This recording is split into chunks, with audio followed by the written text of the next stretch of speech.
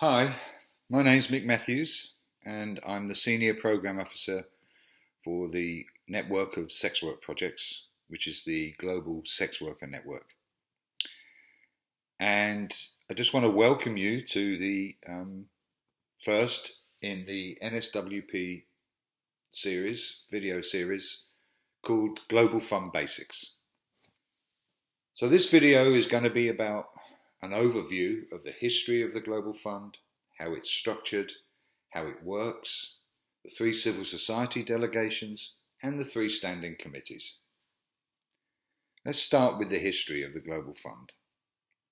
The Global Fund to fight AIDS, tuberculosis, and malaria was created in 2002 to raise, manage, and invest the world's money to respond to 3 of the deadliest infectious diseases the world has ever known. The mission of the Global Fund is to invest the world's money to defeat these 3 diseases. The idea for the Global Fund arose from a wellspring of grassroots political advocacy coming face to face with the imperatives of global leadership. AIDS, tuberculosis, and malaria are all preventable. And now they're all treatable. But solving this problem requires commitment not only of world leaders and decision makers, but also of those working on the ground to help the men, women and children living with these diseases.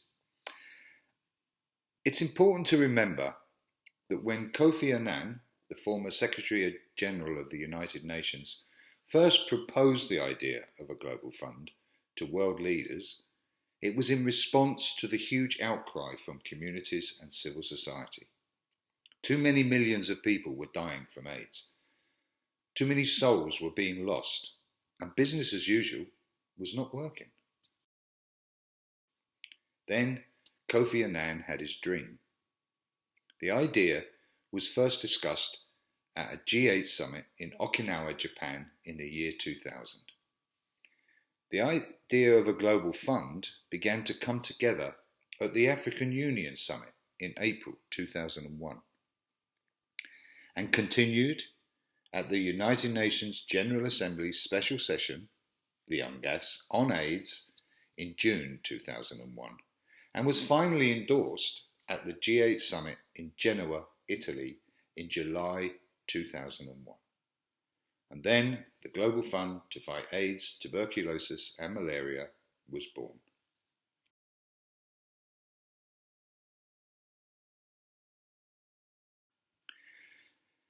Let's look at the first office. Once the idea of a global fund had been agreed, the next task was the massive undertaking to set up a global institution. An interim office and transitional working group, commonly referred to as the TWG, was established in Brussels, Belgium. Now this was a highly pressurized environment as they set about designing mechanisms to manage and disperse billions of the world's money. As part of the process to develop the principles and working modalities, the TWG funded a global civil society consultation.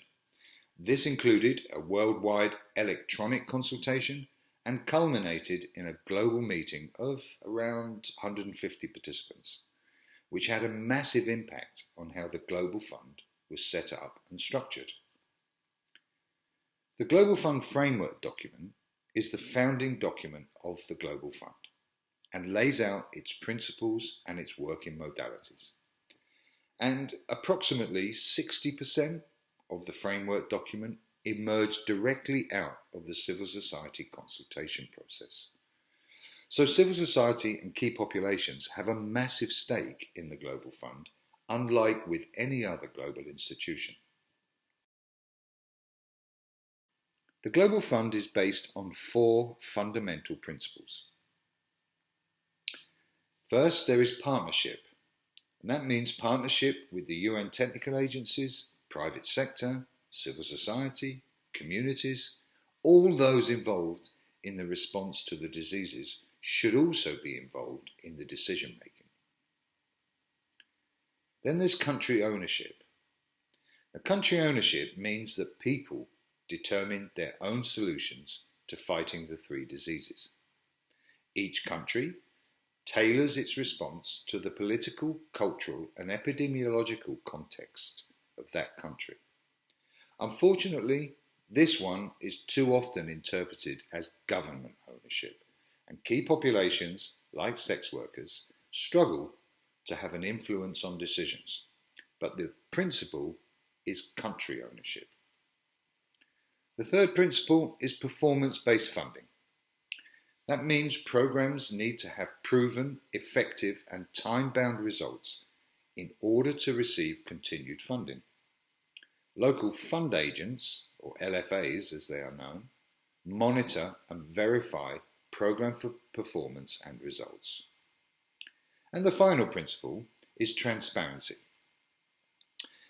The Global Fund operates with a high degree of transparency in all of its work, including applications for funding, funding decisions, grant performance, results, governance and oversight.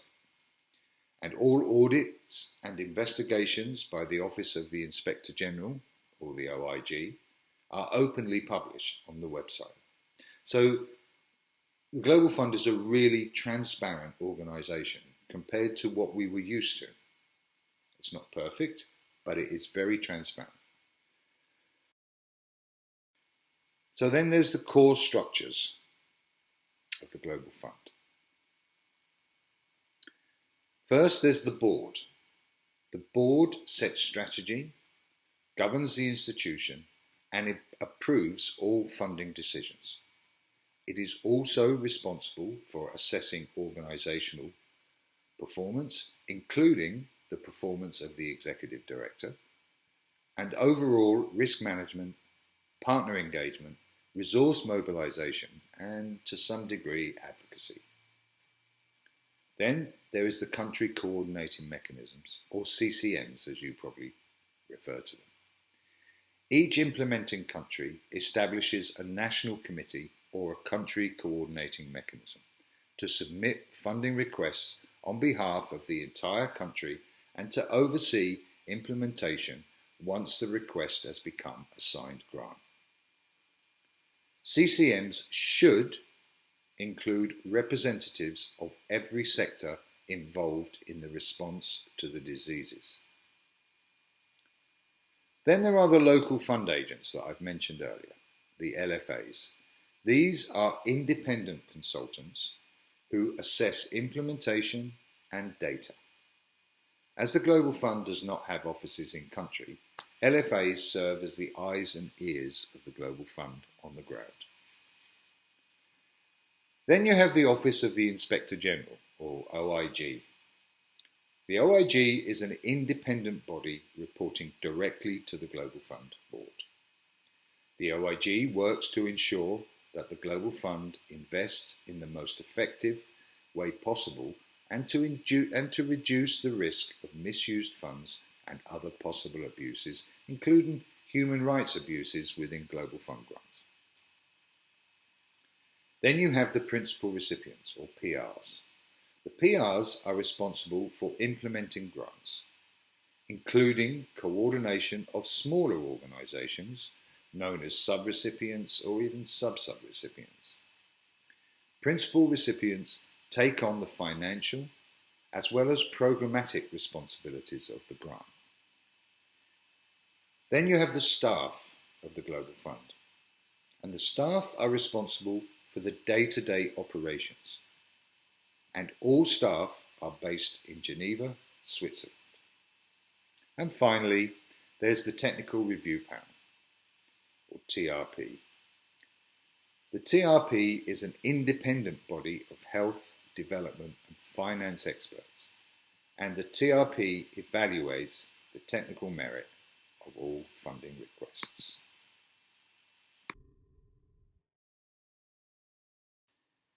Slide 6, partnerships, and excuse the cat.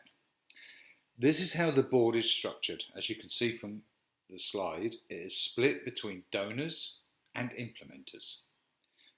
The other board members, such as UNAIDS, WHO, Stop TB, Roll Back Malaria, etc., do not have a vote. Because seats are allocated on the donor side, based on the size of contribution to the fund, some seats are occupied by a single country, such as the US or the UK or France, while others are occupied by multiple countries or entities, such as the European Commission or private foundations or private sector. And they have a single seat, and the board member usually rotates between the different entities within that particular partnership. The implementer side is regionally allocated, plus the 3 civil society delegations.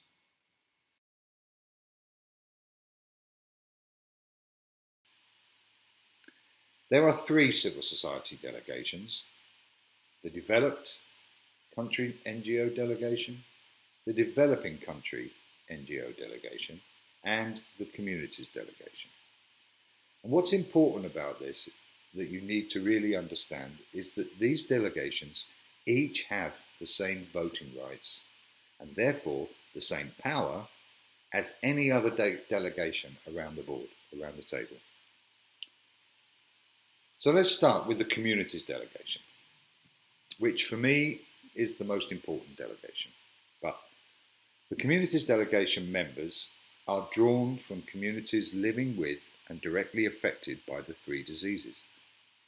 The mission of the communities delegation is to ensure that the voices and issues of people living with and affected by HIV, tuberculosis or malaria influence the deliberations and decisions of the Global Fund to achieve greater and sustained impact for communities. And what that means is the communities delegation are working for you. They work for communities. They're of communities and they work for the communities. Then you have the developing country NGO delegation. The mission of this delegation is to seek to influence global fund policies and practices so that they are continually and appropriately responsive to the needs of those affected by AIDS, tuberculosis and malaria, and for NGOs and community-based organisations in the Global South. So the developing country delegation has its main focus on the Global South. Finally, there's the developed country NGO delegation. Their mission is to bring the voices and needs of civil society to the Global Fund. Their broader constituency includes delegation members of non-governmental organisations based in Western Europe, the United States, Canada, Japan, Australia, New Zealand, and international NGOs headquartered in developed countries.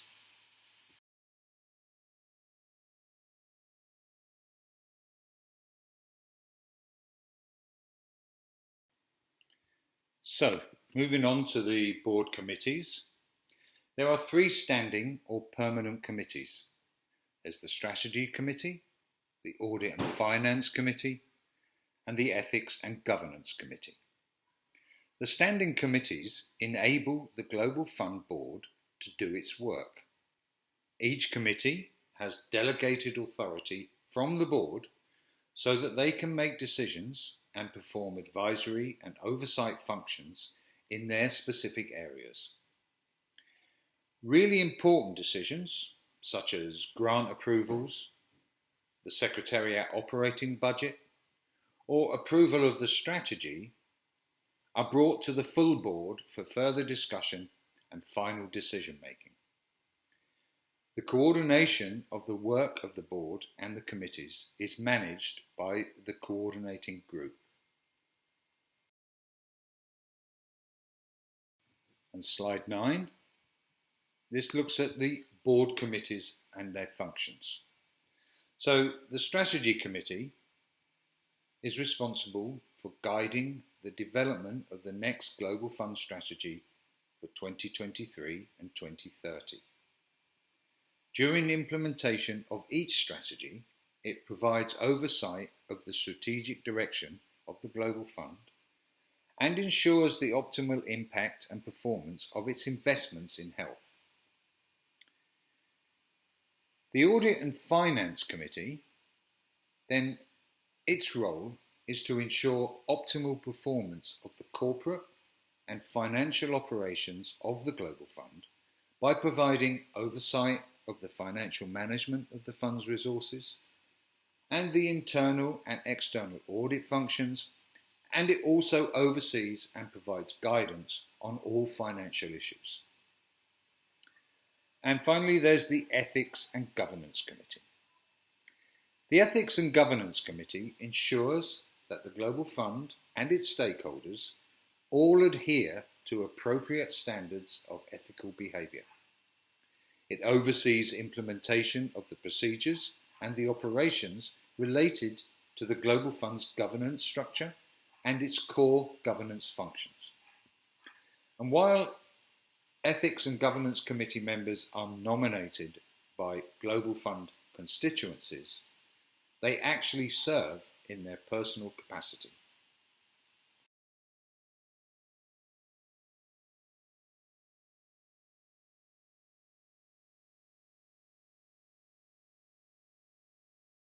Once a CCM submits a funding request on behalf of the country, it is reviewed by the Technical Review Panel, or TRP.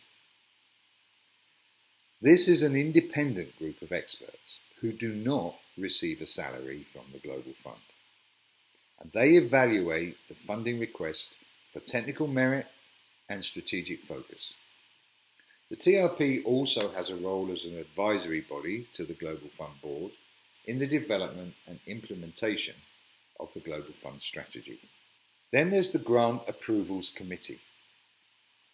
After a funding request has successfully passed through the Technical Review Panel, it is then reviewed by the Grant Approvals Committee.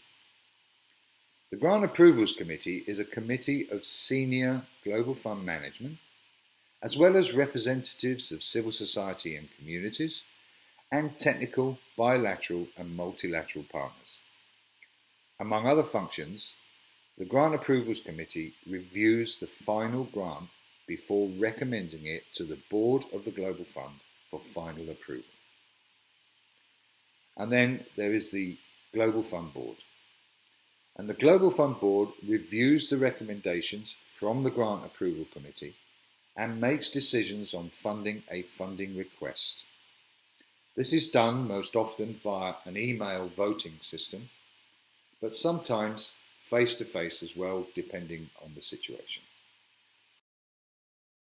So that, very simply, very basic, it is the Global Fund basics after all, is how the Global Fund works and how it makes its funding decisions.